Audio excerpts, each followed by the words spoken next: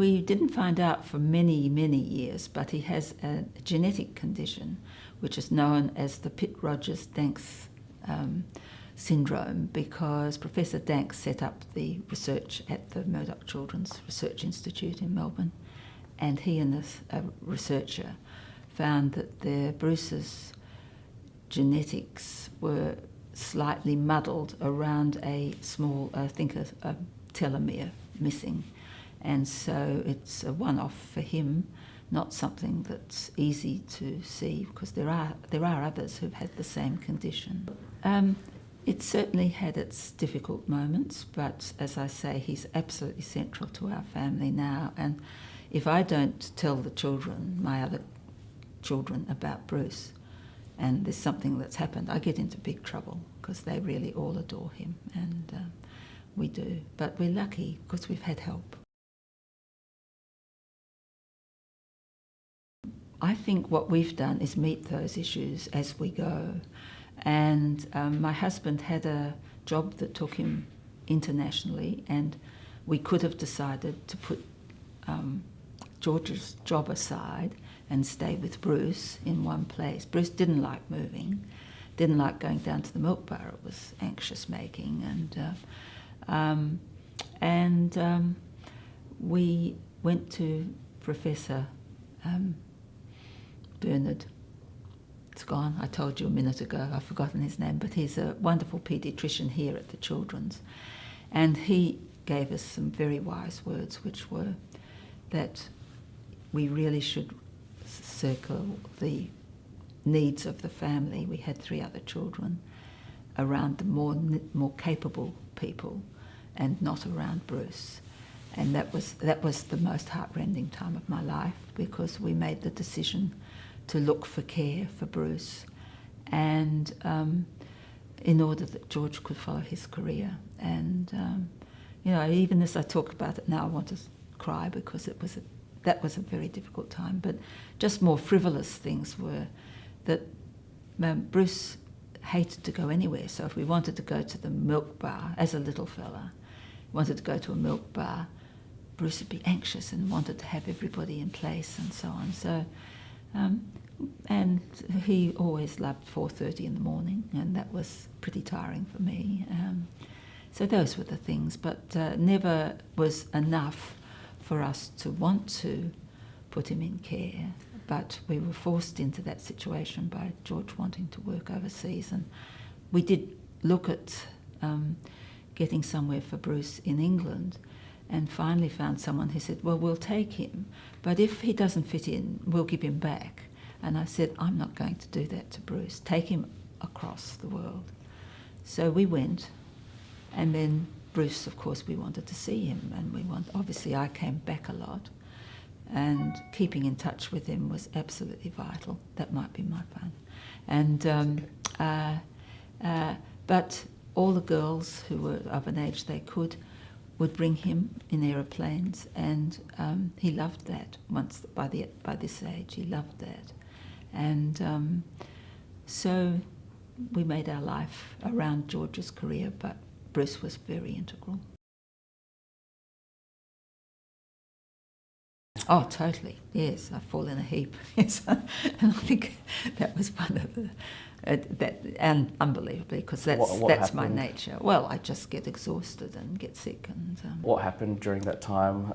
What was there something in particular that was kind of the last straw? What was happening with Bruce? No, I think it was just a lot of 4:30 mornings, and not then. I mean, you couldn't go to bed. I got up and looked after Bruce and kept him quiet, because the rest of the family had to go to school and go to work, and so absolutely very tiring.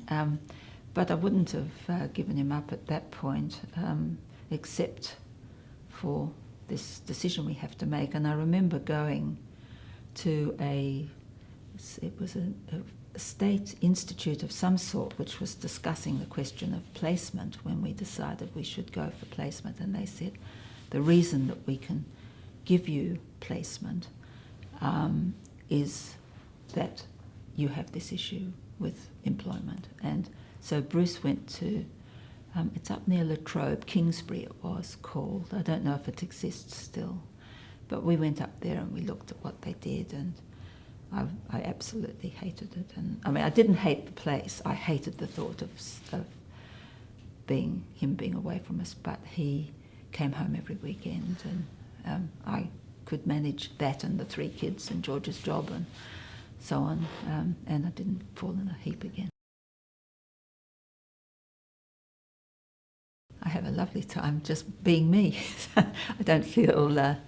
I mean, at that point, there was nothing outside that I did. I was just schools. Oh, I must say, I was at this girls' school. I was on the parents' board of that, and so I was very much involved to that extent in their activities. They were young, and by the time, I mean, after Bruce went into care, I then didn't really work outside, but at one stage, from time to time in my career thereafter, I went and did voluntary things, and that was enjoyable. I loved it, mostly in art galleries, and my primo one, I was probably the Victoria and Albert Museum in London, which is fascinating, and people treated the work I did with great respect. All the volunteers were treated very, very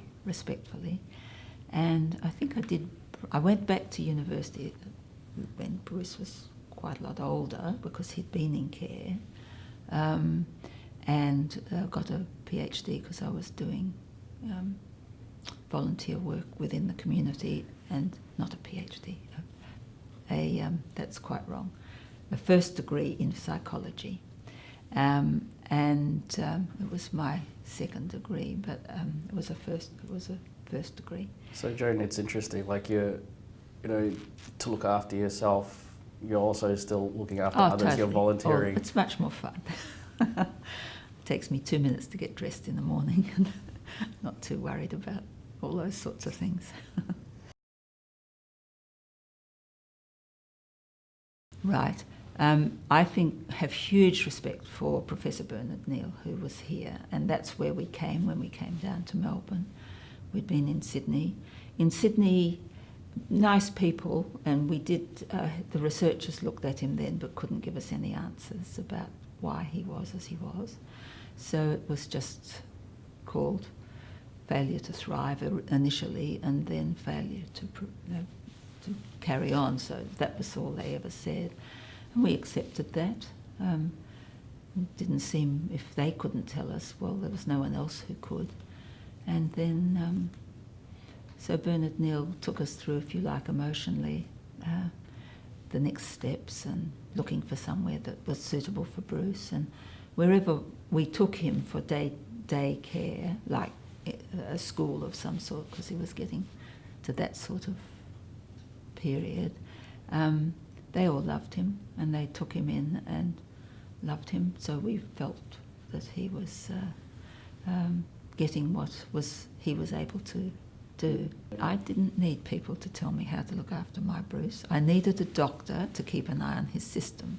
But as far as I was concerned, I remember someone coming up from the council and trying to tell me what to do with Bruce. And I just remember feeling thoroughly annoyed with them, because they didn't know as much as I did. And he was number one after I'd settled the rest of the family. And she was probably trying to be helpful, but she made me annoyed. So I didn't want her to tell me what Bruce needed. But I listened very hard when the people who were helping him at daycare, because I thought they had lots of good ideas. He didn't have answers. I didn't think other people would have. So he was here at the Children's, so we could say that we're very happy with what the Children's did for us. And that, of course, then asked if the research could be done. And we set up a Bruce Lefroy Centre and helped to do that research, because we felt that was definitely worthwhile for other people as well.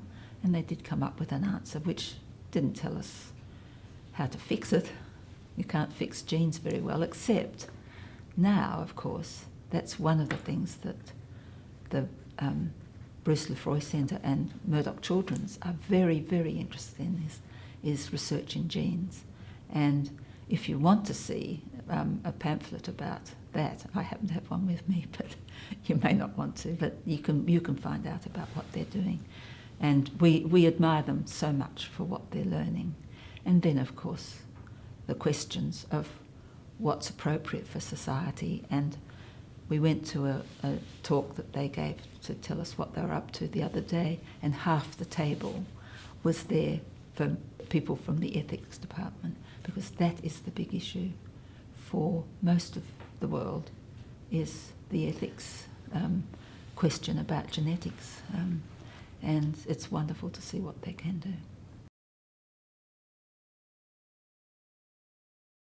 We love them dearly. We always have. We've always acknowledged that it was originally the children's, and then when the interest in the research came up, because we were in touch with them because they were, wanted to have Bruce's genes, and I'm pretty cagey about that at that time, but that was all handled magnificently as far as I'm concerned. It's all a good experience for me. I think we got out our original idea that they didn't know, and when they had his genetics, they went and did it themselves and had a good look at it. And by then, as I recall, we were already involved in what they were doing, because we could see that it was going to be valuable. It's genetics research. So I think we were already could see that what they were going to do. And then later, much later, in fact, I remember for a long time, I said, we don't need a genetics result from Bruce, except if it's going to affect our daughters and the children that they have. And if there's any likelihood of that, we really want to know. And so I just left that with them. That was we were happy with Bruce as he was, and the only reason we needed to know otherwise was whether our children would have another problem like that. And they came back and they said, no, it won't affect your girls' pregnancies. So that was their initiative, because I didn't think they knew what Bruce's problem was, and so, they'd done what they could. I was busy going back and forth in aeroplanes so I could be with the children, but not totally leave Georgia Line. Yeah. So I don't think I did. I don't think I guided them at all, because now let me just work this out. The last time we were really involved would have been when he went up to Kingsbury. He was still quite young at that point, say, might have been 10 or thereabouts, I think. I'm very bad at remembering which year, but there was somebody who was involved in that process of giving help, who was very thoughtful and helped us a lot in making a very difficult decision. And then once that decision was made, Kingsbury was the focus, and Kingsbury was, I think, quite good. And the really funny thing was there were two identical places that he could be, and that was all under the state. That was in the state. We have a long family history of doctors, and I know a lot about what you can expect for. My family's had a doctor actively practicing in Western Australia since 1860. So doctors have always been in our blood. And so what I needed to know, I could ask the anaesthetist. And why I'm so clear that was too long for him to be out for such a thing, I can't quite explain it, but it just didn't meet with what I thought was possible. And then, so I stayed there with Bruce, and when I thought he was ready to go home, I said to the nurses, I think we could get him out. And they said, because they'd said he'd have to stay overnight, and I knew we didn't want that for Bruce, and in a room by himself. So the first doctor that looked at it said, oh, we'll try to get him out by 7 o'clock. And we were out of there at 6 because I felt that I could take him back to his carers, who then were quite ready and they had helped us all through this. His carers being part of his outside the health, it's not in the health system.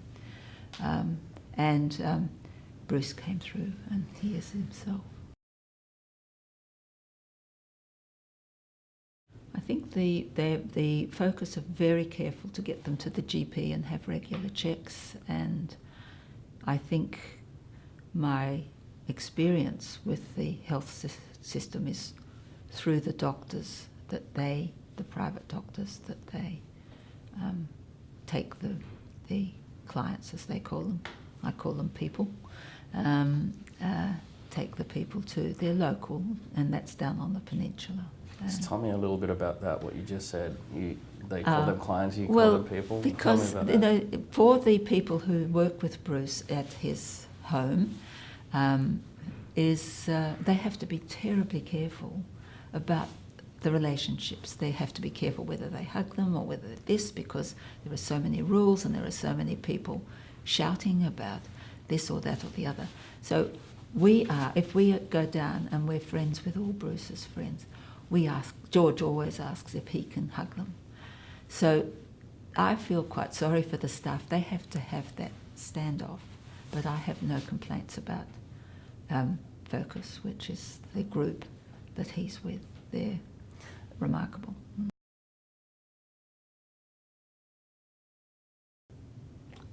No, I think nothing I would criticise Focus for. If we want him, we've decided we can't let a taxi driver bring him up, because Bruce tells them where to go and they tell that, and they believe him. He ends up in all sorts of places. So if you like, that question of getting him to and fro is a little bit tricky for us. That's okay. But the health system, not really. I think that just the anaesthetic and knowing what was right for Bruce, I think they did get wrong. So Focus is the support group? It is. It was set up by parents, but it's immensely helped by the government through to a point when they said we can't do any more, and so the parents subsidised. And now with NDIS, that parent subsidy, which we've all supported, the group, is, I think, taking our place to some extent, which is good. I could walk in there at any time, but by courtesy I would always tell them I was coming, and they would never say no. I might decide not to go if they had sick kids there, but he's in a house. He's always been in a house, although in the early part he was in a house that was on a particular geographic site, and then the system changed to community houses. And I can tell you there's a lot of stories, but you don't need to know them. Lots of stories. But we had the miraculous good luck to get a house mother who was not only prepared but determined to look after the 6 handicapped people without other staff. And she was a miracle. Not such a miracle that she said, well, you're going overseas, can Bruce have the family dog to come and stay with us? And that was hugely beneficial for Bruce, totally outside what they needed to do. And that, I've got one of my favourite photos of Bruce is with him lying on the dog's stomach and the dog asleep and Bruce asleep. And that said it all for me. And we were great friends with, she had someone who came in at the weekends, and she was equally wonderful. And then they moved them on to because I think probably their organisation for education said you can't have people working that hard. They've got to be on shift system. Well, there's been a few people on shift where I didn't think we had such a high standard because of these wonderful women.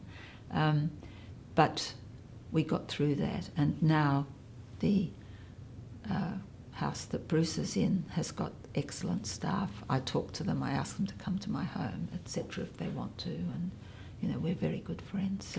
So that staff that you had issues with, what happened then? Oh, well, I didn't ever openly have issues. I just wasn't happy. Oh, you mean what sort of things? Tell me about They just didn't know Bruce as well as I hoped they would. What do you mean? What his needs were, what made him happy. They didn't ever do anything horrible, as far as I know, but Bruce would tell them if they did. So did you feel that you would have liked to have seen a deeper understanding of Bruce, of the stuff? I think if we look back, it would have to be 6 years ago at least, there would have been people on the staff that didn't quite understand Bruce. And gradually we've got to a point where I believe everybody does. And I think that's very, very good work of the administration and the CEO of Focus for the work they've done. And of course, the parents get involved and we go along to those meetings, and if there's something that's bothersome, the parents say to Focus, this is not so good. And can you tell me about those meetings, those information nights? How was it like to get information? Yes, it's mostly the parents and the board of parents who are in charge, and they would have a closer connection, but they will be a go-to people. We've never gone to them with Bruce. But what was it like to get information when you needed information from Focus? Well, I would go straight to Focus and the house. I've never not gone straight to them. And we had a CEO for a very long time who'd been a public servant, and so he knew the system so well. I had nothing to tell him. And then we have someone who's more people-oriented, and I'm close friends with them as much as I can, and then it's more a conversation. It's not a complaint. If I can see something that I like could be better, or even just in conversation, saying who you like tells them an awful lot.